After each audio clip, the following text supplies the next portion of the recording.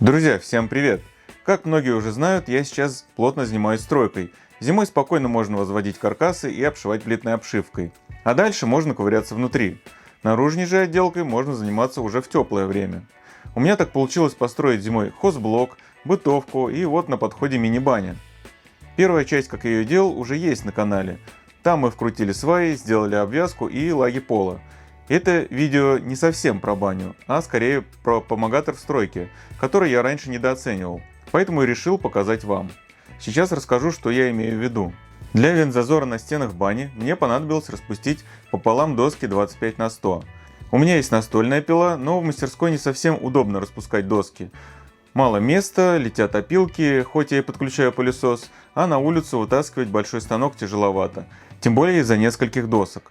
В общем, нужен оптимальный и маленький вариант, который, как оказалось, у меня уже давно был, но я про него совсем забыл. Это вот такая стойка УШМ. Казалось бы, при чем тут распускание доски и стойка для УШМ? Ведь задачи как бы не совпадают. А вот не совсем так. Смотрите, на УШМ я ставлю пильный диск по дереву.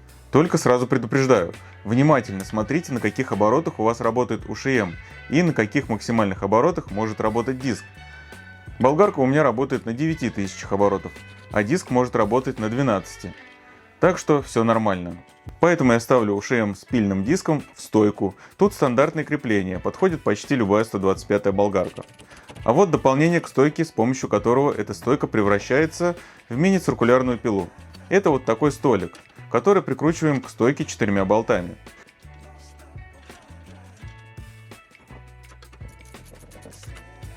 Максимальный пропил как раз подходит для распускания дюймовки. Выношу спокойно мини-циркулярку на улицу и фиксирую к столу струбциной. На столике есть параллельный упор, который я выставляю на 50 мм. Доска у нас шириной 100 мм. И получается вот такой супермобильный циркулярный станочек. Ведь установив на него аккумуляторную УШМ, мы получаем интересное решение, без проводов. А это особенно сейчас актуально, так как на улице грязь и не хочется тянуть провода по грязи и пачкать их. Я сначала переживал, что болгарка не потянет 3-метровые доски, но все оказалось для нее просто. Потом подумал, что аккумулятор быстро сядет, но нет, заготовил 20 брусков и затратил один полный заряд аккумулятора и совсем немного второй. Давайте пока расскажу про стойку, которую я использую. Это стойка УШМ от производителя AFI. Она довольно универсальна, как вы видите. На нее также можно установить протяжку и пилить листовой материал, столик-циркулярку, как в показанном мной случае, а также модуль для шлифования и заточник сверла. Довольно прочный корпус из 4-мм стали в заводском исполнении и за приемлемые деньги. В общем, в определенных случаях вещь полезная. Тем временем я подготовил бруски для вентзазора бани. На эти бруски далее будет смонтирована плитная обшивка. На задней стенке монтирую бруски с таким же расстоянием, что и вентзазор на крыше, чтобы воздух хорошо проходил, а на остальных стенах примерно как стойки.